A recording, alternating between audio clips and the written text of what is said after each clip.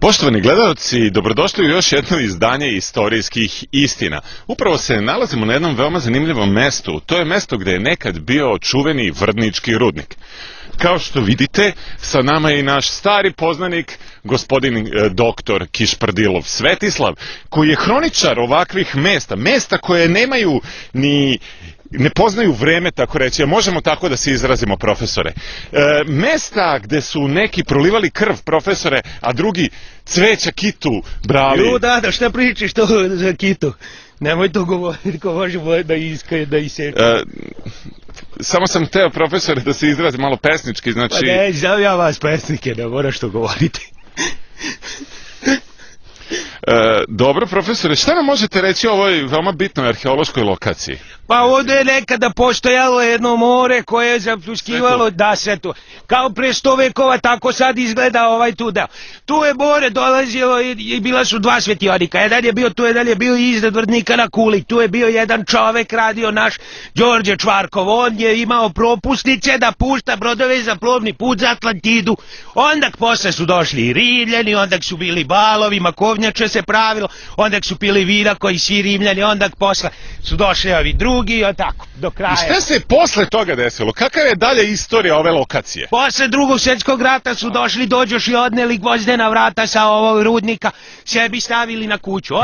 Da, zanimljivo je jako, jedna od najzanimljivijih stvari, što je u stvari ova lokacija na skoro 400 metara nadmorske visine. Jeste, ova lokacija na skoro 400 metara nadmorske visine, tu najbolje uspeva mak. Ja sam ubrao nekoliko. Inače, mak se u ovim krajevima od pamtiveka siše. Zato što se mak opušta čoveka i može da mu pruži lepe trenutke uživanja u jednom divnom, prijatnom opuštanju. Još je Đorđe Čvarkov osisao mak. Kad je imao vremena, ali preko dana nije ništa radio dok je bio u svetioniku. On uzme 5-6 tih foka, izvadio ih napolje da pevaju, napravio od njih hor, onda je uzeo jednog tuljana, on je prim svirao, 4 konja debela. Kažu, još uvek mogu 4 konja debela da se čuju ako je tišina. Tako da ako možete da gledaocima pustimo da se malo utišaš, da im pustimo da čuju.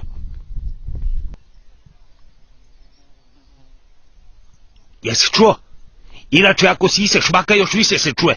Ali ne smeš puno sisat maka, jer ko pretera, može da mu se prividi crno dete. Skače okolo, igra se, tako nešto smešno radi. Ili nosio raniju da topi most. Eno ga. Šta, profesore? Crno dete.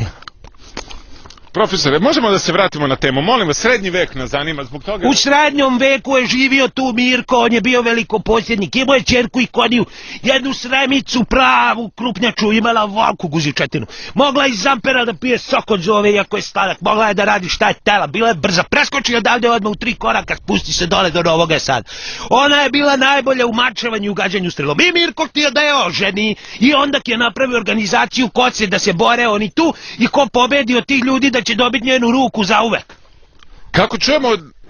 Eno ga, maše mi, eno Dado maše. Profesore, molim vas da se vratimo na temu. Molim vas, čujem da ste i našli neki film u... Našao sam film u Opovu u Seftičkoj jami srednjeg veka. Ja ću tebe ušišati ovaj čotereti, mrš! Šta, profesor?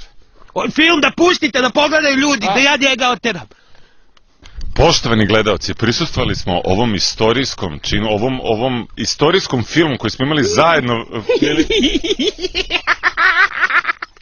Eno ga crno dete gura bobice uši. Profesore, samo da završimo, molim vas, emisiju. Imali smo prilike da pogledamo ovaj arhivski snimak, ovo je prvi put... Ja ću njega ušišati ovaj cvatiti, sad mi ne može pobeći, mrš! Profesore! Samo sekund. Profesore! Da nije bilo puno maka, profesore! Profesore, vratite se, ja se izvinjavam. Profesore!